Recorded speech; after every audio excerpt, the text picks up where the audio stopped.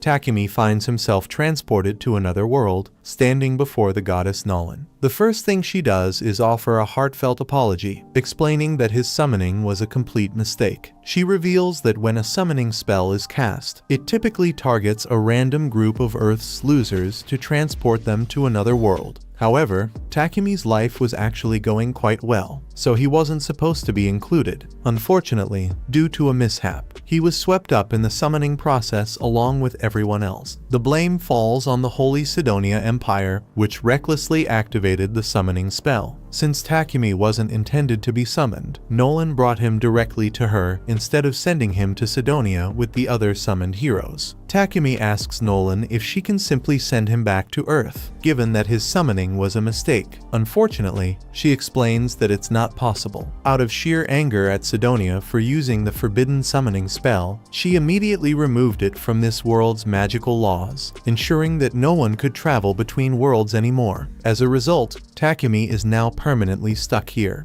To make matters worse, the summoning process technically killed him. When Takumi realizes he's now a disembodied ghost, he begins to panic, but Nolan reassures him that there's no need to worry. While she can't return him to Earth, she can provide him with a new body and help him start a new life as a citizen of this world. As an apology, since this is partially her fault, she offers to grant him her blessing to make his life easier. Takumi doesn't really have much of a choice, so he agrees to be reborn into this world. Nolan is glad to hear that because it makes this a lot easier for her. She tells him to open his status screen to check out the new life he will have. When Takumi does, he finds out that Nolan is planning to give him a 17-year-old body, even though he's 40. Nolan tells him not to bother with the minor details. More importantly, he still needs to pick out his job. She tells him that there are two main classes for jobs. If Takumi wants something more combat-focused, he can pick things like swordsman, knight, or hunter. But if that doesn't appeal to him,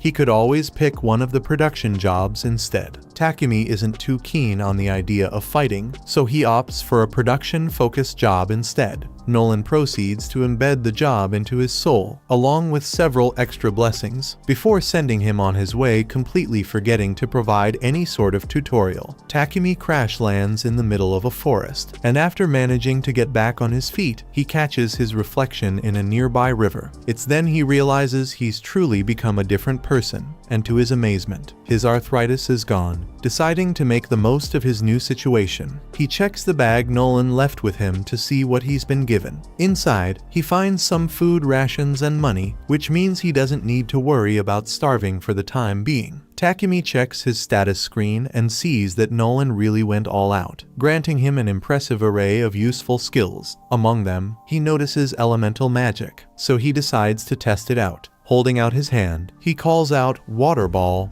and instantly, a sphere of water forms in his palm. The other elements work just as seamlessly, and Takumi is able to use them effortlessly on his first attempt. With his newfound magic abilities figured out, he begins to consider his next steps and decides to make his way to the nearest village. While walking, Takumi comes across a stick in the middle of the path. It looks like a really nice stick, so he uses his appraisal skill to scan it and finds out that this is Trent wood. It's gotten from a wood monster and is really useful for making things like magic staves and spears. Takumi decides to put his modeling skill to the test and uses it on the wood to create a spear. Since the wood works so well, Takumi decides to scan around to see if there are any other useful plants nearby. He finds a ton of them, so he spends the next hour picking them. However, he doesn't know what to do with all these plants since they definitely won't fit in his bag. He might have to leave them behind. But then Takumi remembers that he has an item box skill, so he uses it to store all the plants. Suddenly, Takumi hears a scream nearby. Moments later, a little girl bursts out of the bushes and runs straight to him, pleading for help because a monster is chasing her. When Takumi turns to see the creature, he's faced with a massive, horned rabbit. The rabbit charges at him with incredible speed, nearly impaling him, but at the last moment, Takumi panics and accidentally stabs the rabbit in the head, killing it instantly.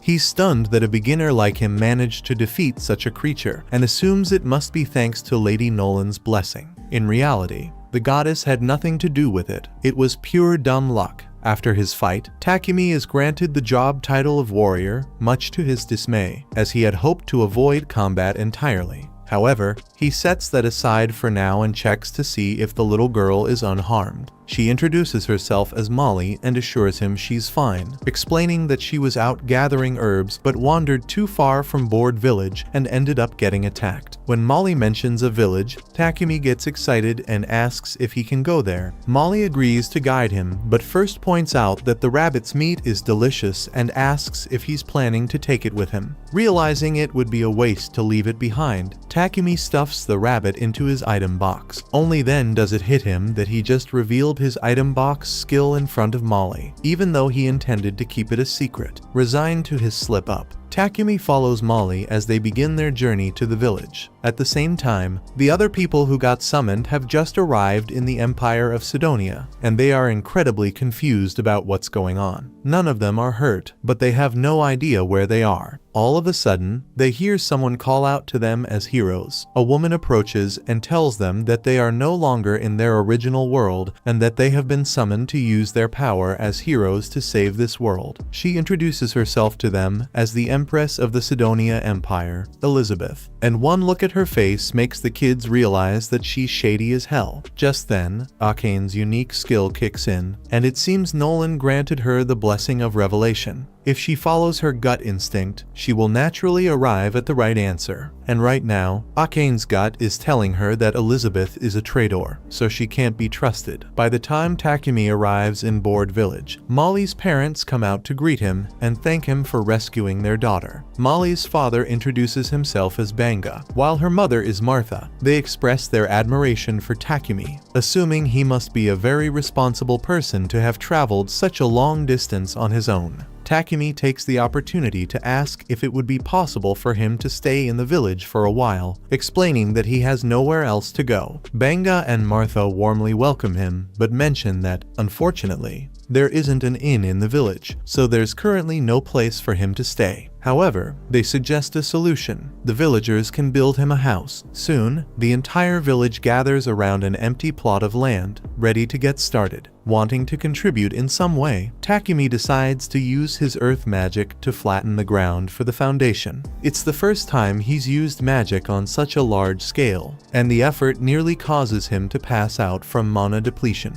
The villagers are all amazed that Takumi can use earth magic so easily. Takumi asks if they think he just did something strange, but they tell him not to worry about it, since he has taken care of the foundation. The rest of them get to work assembling his house for him. By the next morning, Takumi's house is completed. Thanks to his carpentry, blacksmithing, and sewing skills, Takumi is able to make a good set of furniture for himself. But there's something else he's been meaning to try out. He got a bunch of ores from the village blacksmith, Boron, and he wants to try using alchemy to extract the metal. Takumi finds himself with iron ore, silver ore, copper ore, and even some magic iron ore. Starting with the iron, he decides to try making an iron ingot. Normally, this process would require a large furnace and several hours of labor, but thanks to his alchemy skill, he's able to do it instantly. However, the process consumes a significant amount of his mana. His first attempt at ore extraction is a success, and Takumi is thrilled with the result. Excited by the possibilities, he resolves to extract as much as he can so he'll have plenty of materials to work with later. After a few hours, Molly stops by Takumi's house to bring him some dinner. When she opens the door, she's horrified to find him collapsed on the floor, looking completely drained. It turns out Takumi had pushed himself too hard with the ore extraction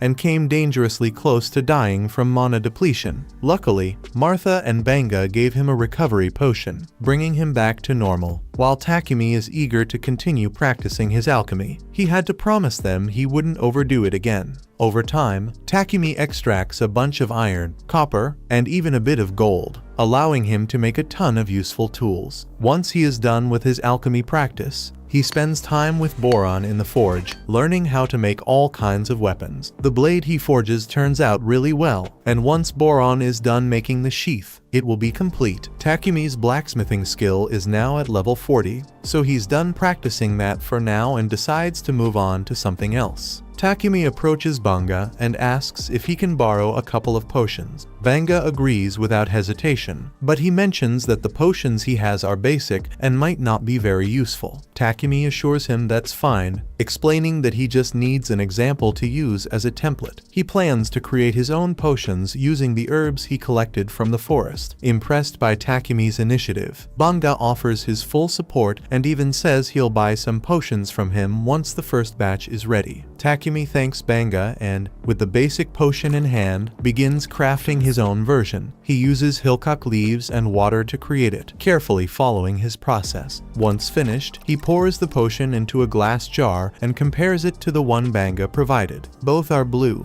but the potion Takumi made is noticeably more vibrant and appears to contain traces of magic. Despite the promising appearance, Takumi isn't sure if it's a success. He knows he needs to test it to confirm it's safe, but the thought of potentially poisoning himself makes him hesitant to take the risk. To build up some poison tolerance, he decides to eat whatever questionable items he can find until he's about to die, and then use healing magic to cure himself. After a couple of hours of this self-destructive experiment, he feels absolutely terrible. On the bright side, curing himself so much has granted him the purification skill, which will definitely come in handy at some point. As Takumi is getting back to his feet, he hears a noise behind him and finds a massive boar staring him down. The boar is clearly hostile, so Takumi readies his spear to defend himself. However, as the boar charges, the spear breaks on impact, leaving the boar unscathed and Takumi defenseless. Desperate, he uses every type of magic at his disposal, but nothing seems to harm the boar. As if things couldn't get any worse, he catches sight of a poison spider creeping up behind him, poised to strike. Takumi realizes he's completely cornered. Instead of attacking Takumi, the spider turns its attention to the boar, throwing off its charge and causing it to miss him. However, the boar isn't backing down and continues its assault, leaving Takumi with little time to react. So far, none of his physical attacks have worked, but there's still one tactic he hasn't tried. As the boar charges at him again, Takumi leaps into the air and, at the moment of impact, uses his alchemy skill on the boar's head to break it down. His quick thinking pays off, allowing him to survive the encounter. Now that he's safe, Takumi decides to check on the spider since it helped him out earlier. The spider is in really poor shape after being hit by the boar. Takumi decides to heal it so it doesn't die. Afterwards, he gets up to return to the village, but then he receives a notification telling him that he has successfully tamed the spider. He didn't realize it was even possible to tame a spider, but he's hesitant to take it with him since spiders are considered dangerous monsters. The spider gives Takumi an adorable look with its cutesy eyes, and despite everything, he decides to accept it as his pet. To make it official, he names her Maple. Not long after,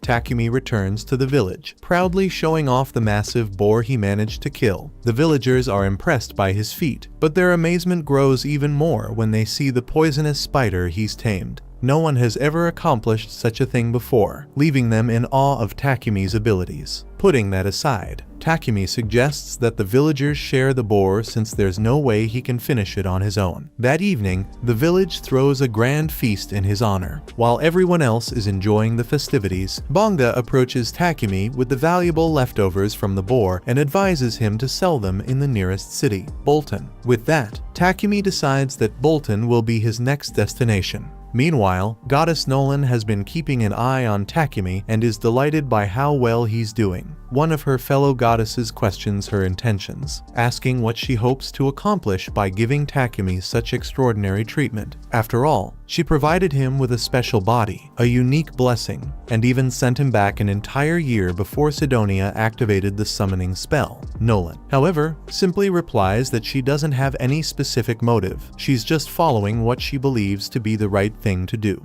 The next morning, Takumi wakes up to discover he's tied up in bed, instantly realizing that Maple is the one responsible. Maple apologizes, explaining that she has been feeling really lonely because Takumi has been so busy lately, and she just wanted to grab his attention. Takumi reflects and understands that he has been so caught up in his work that he hasn't been spending much time with Maple. Determined to make it up to her, he decides to take the day off from work and spend time playing with Maple, which makes her incredibly happy. Just then, Martha walks in to bring Takumi some lunch. It looks like something weird is going on between Takumi and Maple, but Takumi assures her that it's not what she thinks. Martha takes his word for it, but she can't help but notice that the silk Maple produced looks really nice. She plans to milk Maple dry of as much silk as she can. Later that day, Martha manages to craft a shirt made from spider silk, and all the women in the village are completely enamored with the texture of the fabric. Takumi is surprised to learn that spider silk is in such high demand. The women explain that spider silk is considered a luxury material, usually only affordable to nobles. Martha then asks Maple if she could produce more silk for her. Maple begins squirting it out, but the process is slow and time-consuming, meaning she won't have the chance to play with Takumi for a while. Takumi is a little disappointed since he was looking forward to spending time with Maple for once, but he still has things to do anyway, so he's not too bothered. It has been roughly a month since Takumi first came to this village, and he intends to head to the city and study his alchemy. However, he can't bring himself to say goodbye to all the villagers after spending so much time with them. Takumi heads over to the forge to meet with Boron and continue honing his blacksmithing skills. Before long, they successfully craft a chest plate that fits Takumi perfectly, along with a pair of steel toe boots. Boron mentions that the boots could come in handy if Takumi ever needs to kick something, but Takumi quickly clarifies that he has no intention of fighting, as his true focus is on becoming an alchemist. Just then, Banga shows up, and he's glad to see that Takumi's armor is finally complete.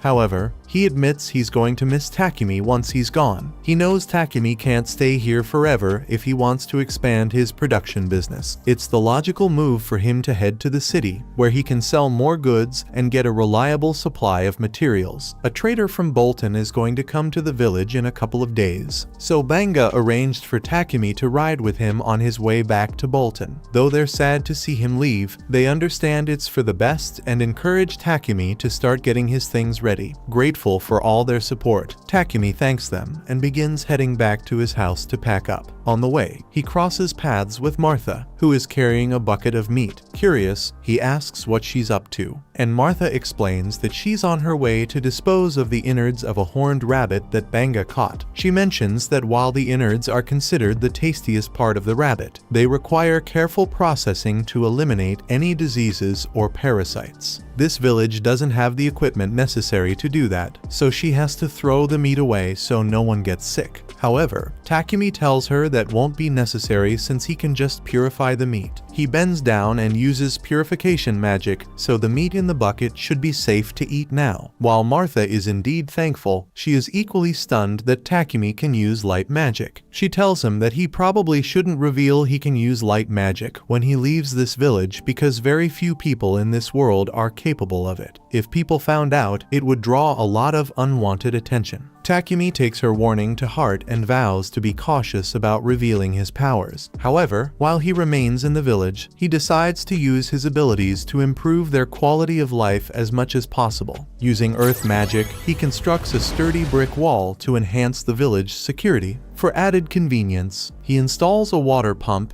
and creates a few other useful amenities. By the time he finishes, the village has been completely transformed, looking like an entirely new place. When the merchant arrives, he barely recognizes it. Banga comes out to greet Papek, and after completing a trade deal, Takumi walks up so they can start going. Papek has already heard a lot about Takumi from Banga, so he introduces himself, and everyone asks if Takumi has all his stuff ready. Takumi assures them he hasn't forgotten anything, but there is one thing he wants to give them. He takes a potion from his bag and hands it to Banga, mentioning that he already left around 100 of these bottles at Banga's house, in case of any emergencies. He wants Banga to use them to heal injuries. Papek, stunned by the quality of the potion, asks if he can take a closer look. Upon examining it, he confirms that it's a high-level potion. the rest of the villagers soon show up to bid Takumi farewell. Papik says he will wait for them to finish their goodbyes before he leaves. Molly says goodbye to Maple, who's sleeping in Takumi's sack, and Martha hands him an outfit she and the other ladies made for him out of Maple's silk. Takumi is really grateful for their thoughtful gift and thanks everyone once more for being so kind to him, even though they haven't known him long. He climbs into the carriage, and the villagers give him a warm and heartfelt send-off, assuring him that he will always have a place in their village. As Papik and Takumi set out for Bolton, Papik comments on how much the villagers clearly adore him. Even the others in the carriage can sense that Takumi was like family to the villagers, and the emotional farewell deeply touches Heath's heart. By the way, the group, also heading to Bolton, introduces themselves. The blonde guy introduces himself as Heath. The redhead is Real, and the gloomy-looking guy over there is named Bogger. They are part of a C-rank party called Lion Fang and are serving as Papik's bodyguards. However, the region is quite peaceful, leaving them with little to do. Real notices Takumi clutching his bag tightly and asks if he's carrying something valuable inside. Takumi responds, explaining that his pet killer spider is sleeping inside. The group is shocked that Takumi managed to tame such a dangerous creature. Real, however, insists on seeing the spider but comes across as overly creepy about it. Maple responds by headbutting him right in the face. Takumi immediately begins apologizing for Maple's actions, but the others reassure him there's no need, as Real completely deserved it. In fact, Heath jokes that after meeting Real, Maple might end up fearing all humans from now on. However, that doesn't seem to be the case since she seems to have taken a liking to Bogger. While everyone starts fawning over Maple, Papik calls Takumi to the front because he wants to talk about the potion he saw Takumi holding earlier. He asks if there are any more of those in stock because, if so, he would love to buy some. Takumi doesn't really mind selling Papik the potions, but all of a sudden, his horse stops, and it looks like there's trouble ahead. There is a horde of goblins surrounding the carriage for an attack, which is really bad news. The group seems eager that they finally have a chance to take action. They tell Takumi and Papik to relax and leave everything to them as they step onto the field. With about 20 goblins scattered across the area, they're confident in their abilities and dive into the fight. Real takes down the goblins from a distance with his bow, while Bogger and Heath handle the rest up close with their mace and axe. It doesn't take long before they've wiped out all the goblins. Afterward, they get to work dissecting the creatures to retrieve the magic stones. Soon after, everyone returns to the carriage, and their journey continues for 3 days until they reach Bolton.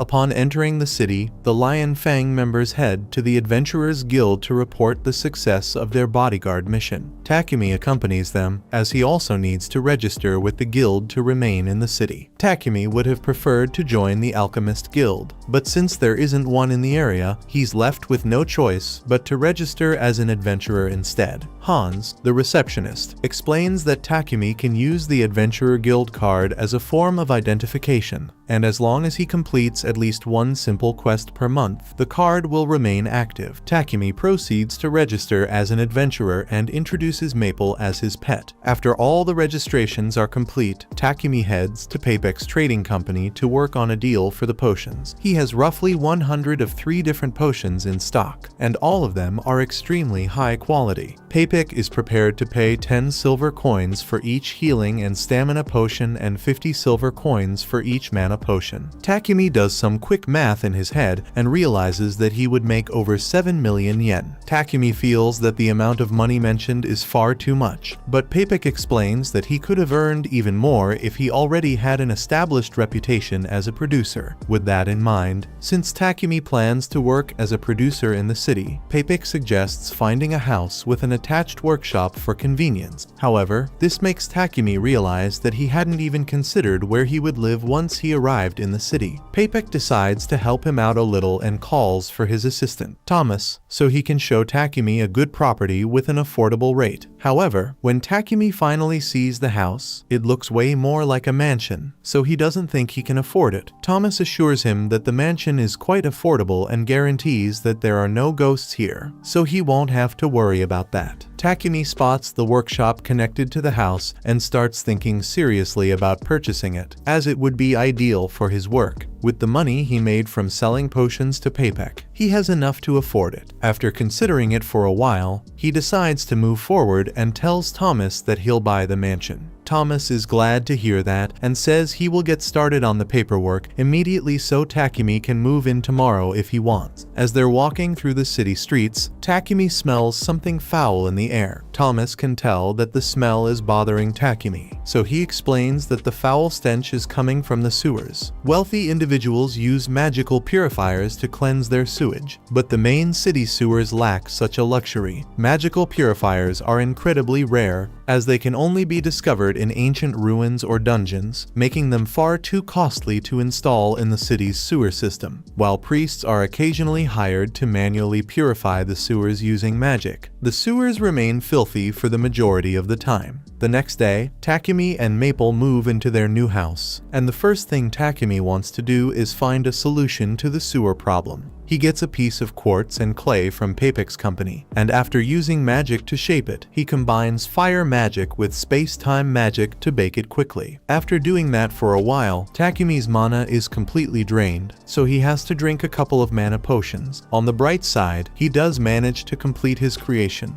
a modern toilet. At that moment, Takumi hears Papek shouting from the living room. He hurries over to see what's happening and finds Papek completely wrapped in Maple's silk from head to toe. Confused, Takumi asks Maple why she would do such a thing, and she explains that she thought Papek would find it amusing. To her credit, the soft and soothing texture of her silk does put Papek to sleep, but that doesn't make it acceptable. Takumi apologizes sincerely for Maple's behavior. Papek assures him it's fine, though being suddenly tied up like that did startle him a bit, so he excuses himself to quickly use Takumi's restroom. However, as soon as he enters, he comes back out and starts asking what this marvel of technology is. Takumi comes over and explains that it's a toilet attached to a magical purification device, so it automatically cleans itself once you're done with your business. Basically, after you take a dump, it uses purification magic to break down waste into inorganic materials, which then get flushed down the drain.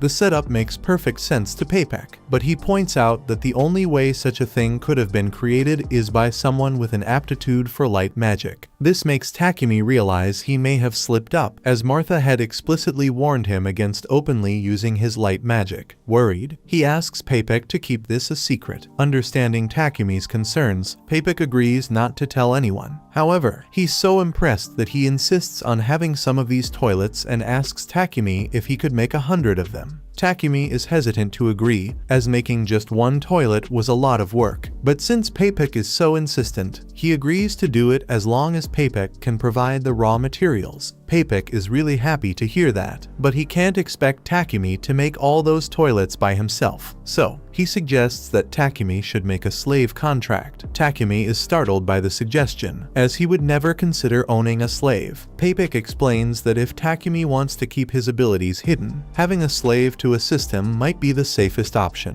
as slaves are bound to secrecy. He emphasizes that possessing an aptitude for light magic is an extraordinary rarity, signifying divine favor, which would likely draw the attention of the Church of Divine Light. The church might go to great lengths to force Takumi into working for them, making secrecy even more critical. The church makes a lot of profit by monopolizing purification magic, so Papek doubts they would be happy to learn that commoners could have access to cheap purification through Takumi's toilets. However, Papek has an idea of how to get around the church, so Takumi doesn't need to worry about it for now. The most important thing is making sure the church doesn't find out about his light magic. That's why Papek insists that getting a slave would be the best option for him. Takumi remains strongly opposed to slavery and declares that he will manage all the work on his own. However, his guild card suddenly begins to glow. Upon checking it, he discovers a message requiring him to complete a verification quest to maintain his adventurer status. Realizing he won't have the time to finish the toilets on his own, he reluctantly agrees to buy a slave. Papek brings Takumi to the Mulan Trading Company company, explaining that they are known as the most ethical slave traders in the area. While Papik goes to negotiate with the owner to secure a good deal for Takumi, Takumi wanders out into the garden, drawn by its beauty. In the garden, he spots a stunning elf girl sitting on a terrace. The moment she notices Takumi,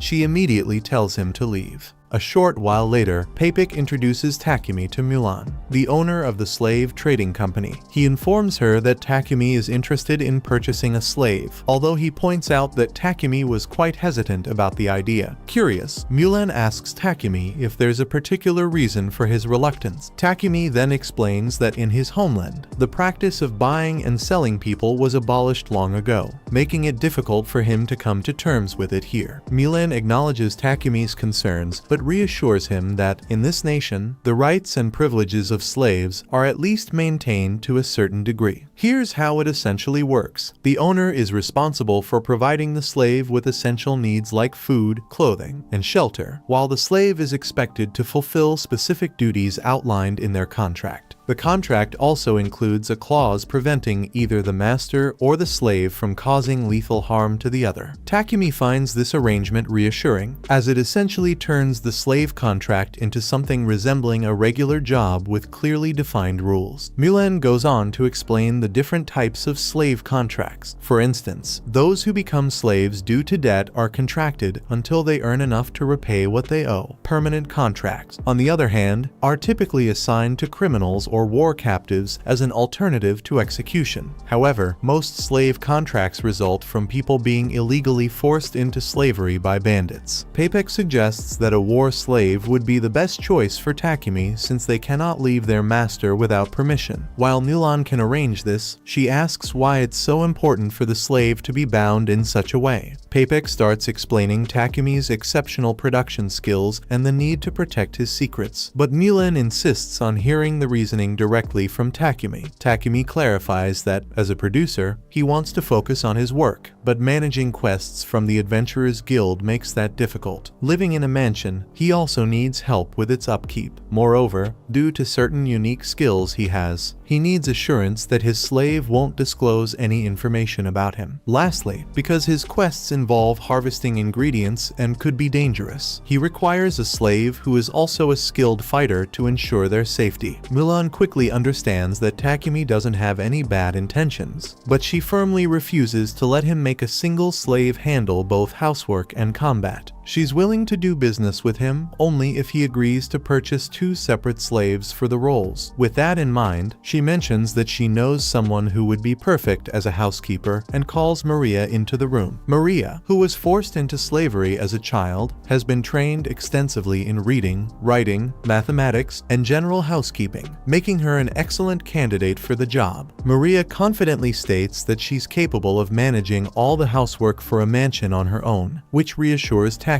However, Maria notices that he seems lost in thought and asks if something is bothering him. Takumi tells her he's just a little confused since he doesn't understand why no one has bought Maria yet, considering how cute and capable she is. Maria gets all embarrassed by Takumi calling her cute, so he apologizes since it might have been inappropriate to say. Maria calms down and tells Takumi that she can only do the housekeeping work outlined in the contract and nothing else. Takumi says he's fine with that since he only wants her to do housekeeping work, but Maria wants to make it very clear that she won't do anything else. Takumi doesn't understand why she's talking about it so much since Mulan already explained how these contracts work, but then Maria blurts out that she can't sleep with Takumi. Takumi feels flustered as well, but reassures Maria that his intentions are genuine. He only wants her as a housekeeper, not anything inappropriate. With that clarified, Takumi asks Maria if she's still willing to form a contract with him, to which she happily agrees. With the matter settled, Mulan announces that she'll begin drafting the contract for Maria. However, when it comes to a battle servant, Mulan explains that she doesn't currently have anyone who meets the criteria. Hearing this, Maria calls her out, claiming that Sophia is still around. Mulan doesn't appreciate being challenged and sharply tells Maria to return to her room and start packing her belongings. After Maria leaves, Takumi asks Mulan if what Maria said is true.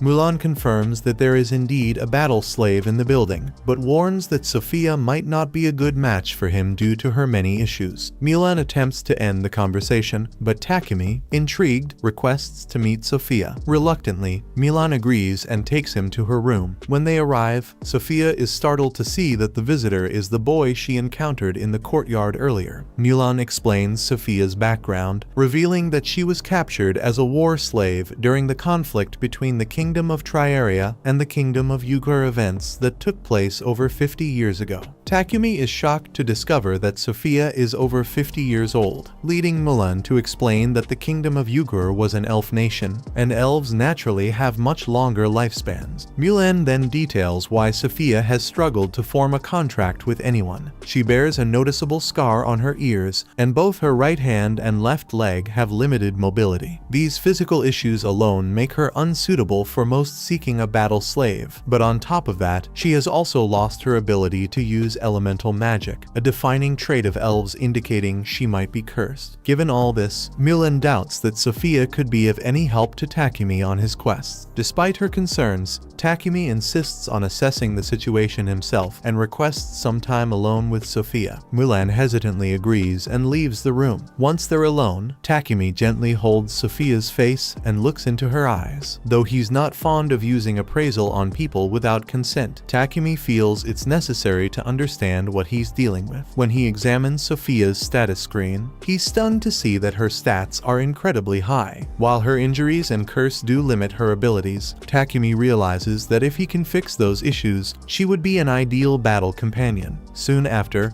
Mulan returns to the room and asks if Takumi has made his decision. He confidently states that he wants to take Sophia. Surprised, Sophia reminds him of all her flaws, but Takumi assures her that he'll fix everything, so it won't be an issue. Impressed by his confidence, Mulan agrees to entrust Sophia to Takumi's care. A few minutes later, Mulan finalizes the terms of the contract, and the final step is to execute it. The three gather together as Mulan uses magic to bind them to the agreed terms. Once the process is complete, Maria and Sophia officially become Takumi's slaves. Maria expresses her gratitude to Takumi for choosing her and vows to work hard to meet his expectations. With Sophia echoing the sentiment, the trio eventually heads back to Takumi's house, and the moment he opens the door, Maple excitedly leaps out to greet him. Concerned for Takumi's safety, both Maria and Sophia immediately tense up, with Sophia preparing to attack. However, Takumi quickly stops her and explains that Maple is actually his pet killer spider. Though puzzled by the revelation, the two decide to accept it and act as if it's completely normal. A little while later, Takumi shows them to one of the empty rooms in the mansion. Sophia and Maria really like it, so Takumi tells them that Sophia can have this one and Maria can take the room next door. Neither of them can believe that Takumi is willing to give them their own rooms, but it's not like he's using the rooms anyway, so he thinks it would be nice if someone got some use out of them at least. Additionally, there is also a large bath. So he tells them that once they are done unpacking, they can use the bath whenever they like, and Maria is really excited about it. Later, while taking a bath together, Maria shares how pleased she is that Takumi chose to purchase Sophia as well. She admits she never believed Mulan would let Sophia go, as Mulan had spent the past 50 years refusing to sell her, no matter how much was offered. For Mulan to sell Sophia to Takumi, she must have seen something trustworthy in him. Sophia agrees that Takumi seems kind, but remains a bit wary since they know so little about him. During the contract preparations, Sophia caught a glimpse of Takumi's file and noticed that much of his background information, such as his hometown and lineage, was left blank. This makes her suspect that he might be intentionally hiding something. After they are done with their bath, they head outside and are shocked to see that Takumi already prepared dinner for them. Maria is especially devastated since household work is meant to be her job. So if Takumi handles everything himself, then she's as useless as a toilet. Takumi explains that he was just trying to make Maria's first day on the job a little easier, but if it makes her feel better, he will let her handle the rest of the chores on her own. For now, he asks them to sit down so they can all have dinner together. But Sophia is hesitant since servants usually don't get to eat at the same table as their master. Takumi understands that she may think his behavior is strange for a slave owner, but he doesn't want her to get stuck on tradition. On the topic of tradition, Takumi mentions that he's not particularly fond of being called master all the time and suggests that they call him by his name instead. Sophia, however, asks if this is a formal order. Takumi clarifies that he doesn't want to force her to call him by his name if it makes her uncomfortable. While Maria seems perfectly fine with addressing him by name, Sophia remains a bit reluctant. The next day, Takumi heads to Papek's trading company to pick up a package he ordered. Papek says he did his best to wrap it up securely, but he still wants Takumi to be careful when carrying it home. On his way home, Takumi notices a church nearby, so he heads inside and kneels down to pray to Nolan. He thanks her for all the skills she gave him since they've really helped him, but there's something he's been meaning to ask her. In the time he has spent in this world, he learned that the Holy Empire of Sidonia controls the religious doctrine here, so he doesn't understand why Nolan has so much problem with them. At that moment, Takumi hears Nolan's voice and notices her standing before him, causing him to momentarily panic. Nolan calmly explains that she heard him praying to her and brought him here for a little chat. Addressing his earlier question, she reveals that she doesn't favor Sidonia because they don't follow her will. She goes on to explain that this world has two main religions, the Church of Creation and the Church of Divine Light. The Church of Creation has faithfully worshipped her since its inception, while the Church of Divine Light operates without regard for her guidance, doing as it pleases. The Sidonia Empire even launched multiple crusades to forcibly spread their religion. Throughout all this, Nolan chose to remain uninvolved, as she had no interest in meddling with humanity's petty disputes. Takumi points out that that was a dumb move since the only reason Sidonia was able to activate the summoning spell that brought him here was because Nolan didn't intervene until it was too late. And yeah, it sounds bad when he puts it like that, but she gave him all her blessings to make up for her mistake. Although, there is something she needs to tell him. Most of her blessings will remain with him forever, but there is one that will fade away, and that's the unusually great luck he has been having recently. She basically gave him a beginner's tutorial by allowing him to meet such nice and helpful people, but soon he will end up meeting people with malicious intentions. From now on, the results of his actions will completely depend on him.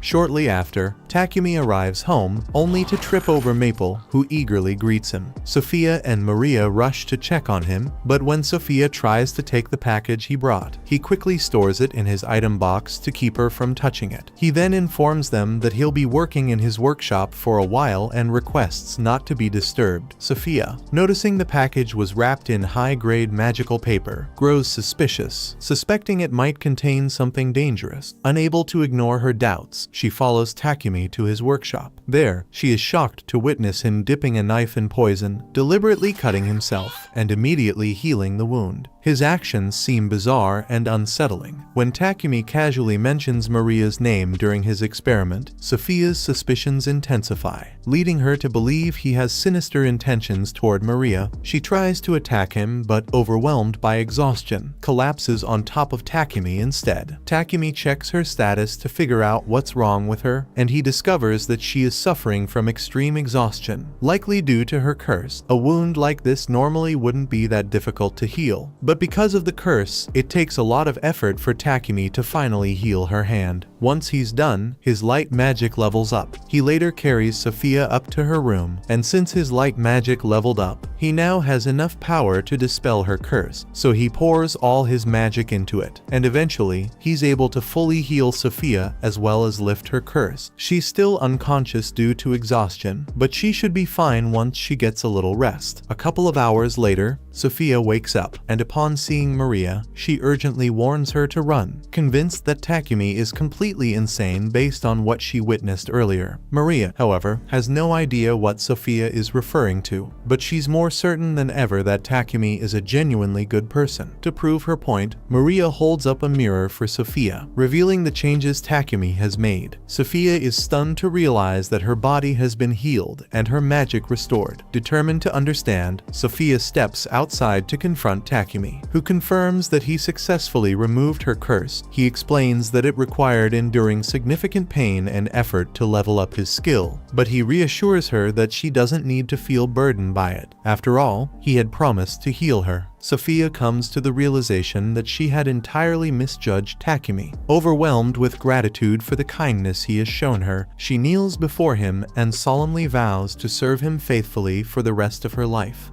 The following morning, Takumi makes his way to the library to search for information about alchemy, only to discover that the entire library contains just 4 books on the subject. Puzzled, Takumi wonders why alchemy isn't more widely practiced, especially since it seems so straightforward to grasp. However, the truth is that alchemy is far from simple. The available texts on alchemy are written in the ancient language of this world, and the only reason Takumi can make sense of any of it is thanks to the blessing Nolan gave him, which allows him to understand every language in this world. Later that day, Takumi, Maria, and Sophia finish making a large batch of toilets. While there's still plenty more to make, they've been making steady progress. Takumi figures he'll be able to take a break from toilet making for a while, since he won't be working on more toilets for the time being. Maria asks what he plans to do next. Takumi explains that he's planning to go on some journeys in the near future. Specifically, he wants to search for new alchemy ingredients, take in the unique sights this world has to offer, and maybe even explore some ruins along the way. He's already decided to take Sophia along as his bodyguard, so he's going to need Maria to stay behind and look after the house while he's away. Maria, however, isn't thrilled with the idea. She asks Takumi if she can join him on his journey, but he doesn't think it's a good idea since the trip is likely to be dangerous. Besides, he mainly hired Maria to take care of the mansion, so taking her along would defeat the purpose of having a maid. While Maria understands his reasoning, the thought of being left alone in the mansion makes her feel incredibly lonely, so she pleads with Takumi to reconsider. Takumi feels guilty about leaving Maria by herself, but before making a decision, he decides to check something. He grabs Maria's face and uses appraisal to examine her stats. To his surprise, Maria is quite impressive. Her skills are excellent, not overpowered, but definitely strong enough to hold her own in a fight. With that, Takumi agrees to let her come along, as long as she's confident she can handle the journey. Sophia offers to train Maria in magic and combat to ensure she's prepared for any potential dangers, and Takumi likes the idea. He then asks Sophia to train both him and Maria. Now that it's settled that Maria will be joining the expedition, Takumi decides it's time to start crafting equipment for everyone. Before getting to work, he asks Sophia what kind of weapon she'd prefer. Without hesitation, Sophia begins listing an extensive arsenal of weapons. She requests a longsword, a 2.5-meter spear, a bow, and 2 knives. That level of preparation is no surprise, given her experience as a seasoned warrior. Maria, on the other hand, isn't very familiar with weapons, though she did receive some basic short sword training from Milan. She tells Takumi that a set of battle knives should be sufficient for her. However, Sophia points out that relying solely on battle knives would leave Maria at a disadvantage in terms of reach, so she suggests adding a spear to her arsenal. Since Maria doesn't know how to use a spear, Sophia offers to give her some quick training to teach her the basics. While they work on that, Takumi gets started on crafting the weapons. It doesn't take him long to finish making all the blades, but the process uses up a significant amount of his mana, forcing him to drink a mana potion to recover before he can continue. The final step for the blades is for Takumi to cast an attack and auto repair enchantment on them, so he doesn't have to perform maintenance as often. Once that's done, the blades are finally complete. Now, he's going to move on to the handles, but since Maria requested battle knives, she's going to need a sheath for them, and even though Takumi is a gentleman, he's still a man of culture. So, imagining Maria's thick thighs with knives on them nearly makes him pass out.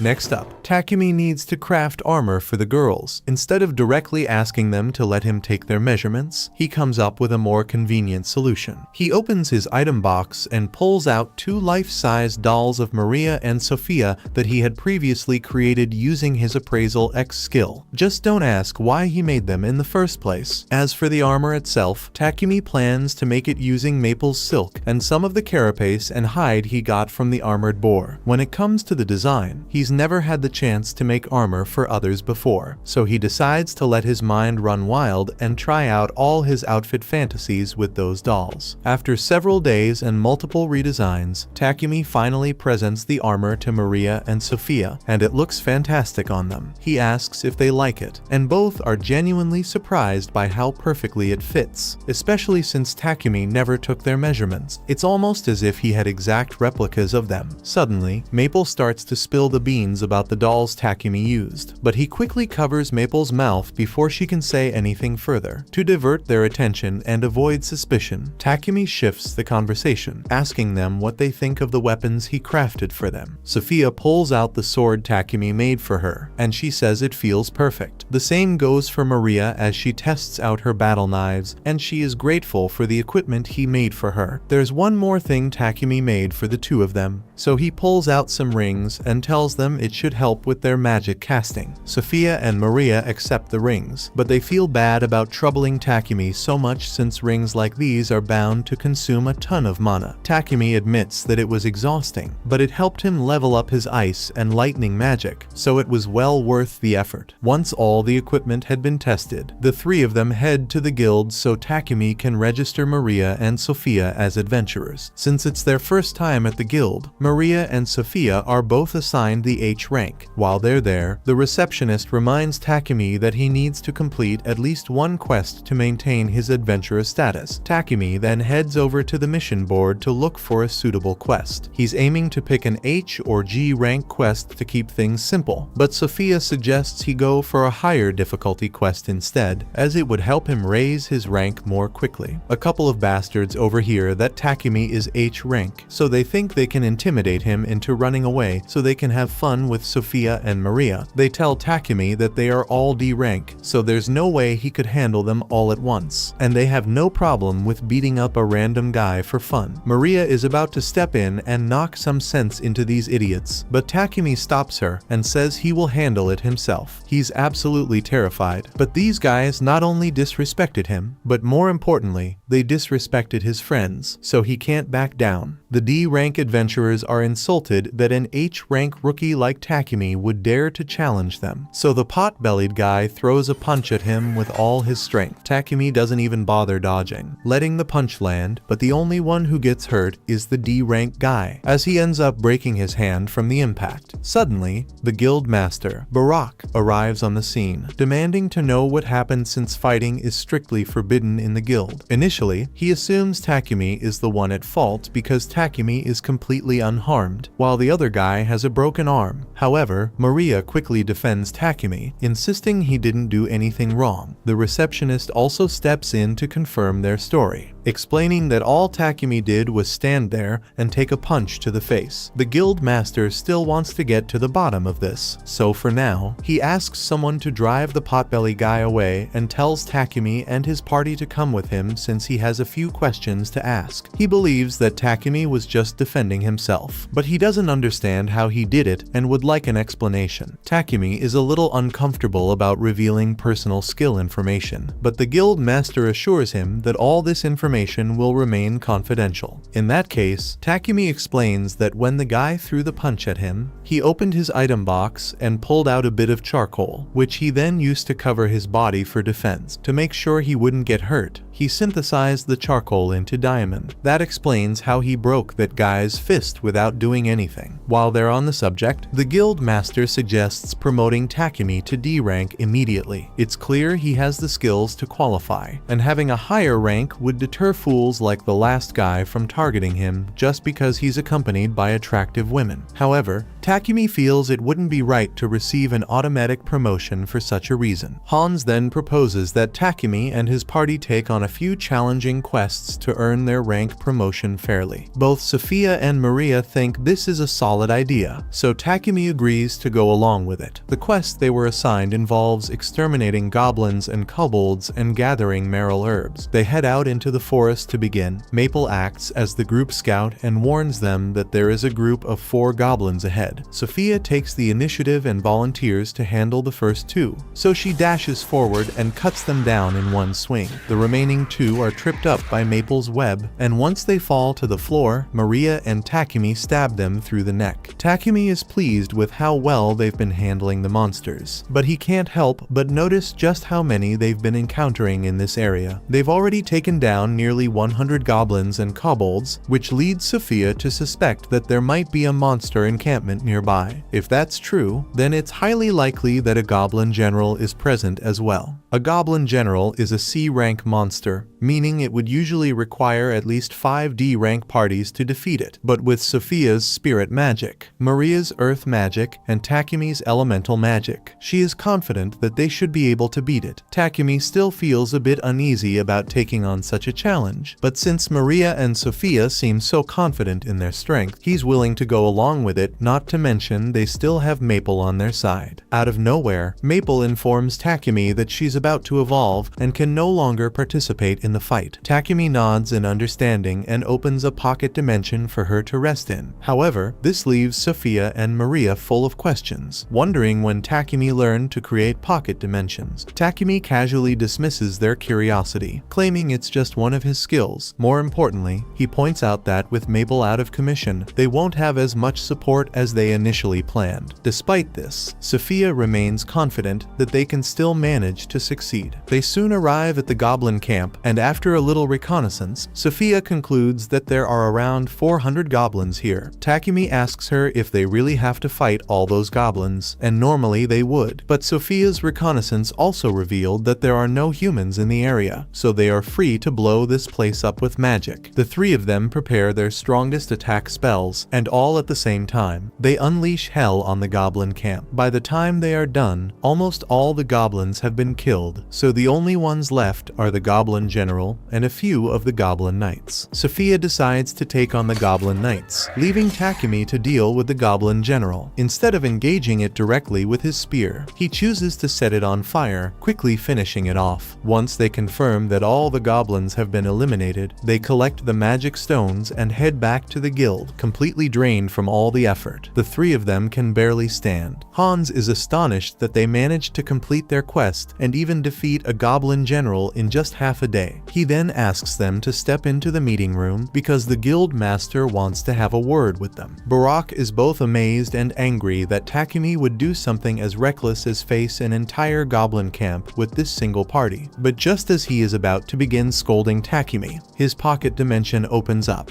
and Maple pops out. She has now evolved into an arachne, so everyone is excited to see her new form. At this point, Barak decides to just let the whole reckless battle thing slide since Takumi's party clearly isn't normal. When they arrive back home, Maria asks Takumi if he has any spare cloth, so she can make some underwear for herself and Sophia. However, Takumi comes up with a much better design idea and offers to make it for her instead. Just then, Maple emerges from the pocket dimension and informs Takumi that Papek has arrived to see him. Takumi goes to meet him and learns that Marcus Godwin, the Lord of Bolton, has requested an audience with him. While Takumi would prefer to avoid meeting Marcus Godwin, the circumstances leave him with no other option. Takumi eventually arrives at Godwin's castle, and fortunately, Godwin turns out to be a reasonable man. The first thing he does is express his gratitude to Takumi for creating all those toilets, which have significantly improved the town's sanitation. He also acknowledges Takumi's efforts in taking down the goblin encampment, which would have posed a serious threat if left unchecked. Recognizing Takumi as a valuable asset to the nation, Godwin advises him to be cautious, as it's only a matter of time before Sidonia sets its sights on him. A few days later, Takumi finally completes the underwear for Sophia and Maria, but the process turned out to be much more challenging than he expected, leaving him completely exhausted. Sophia and Maria are thrilled with the results and praise the design, expressing their gratitude. Absent-mindedly, Takumi asks if they'd like to try the underwear on now so he can check the fit. A moment later, he realizes how inappropriate that sounded and bolts out of the room in embarrassment. Sophia and Maria, however, are a bit disappointed, as they were more than willing to do it if he had stayed.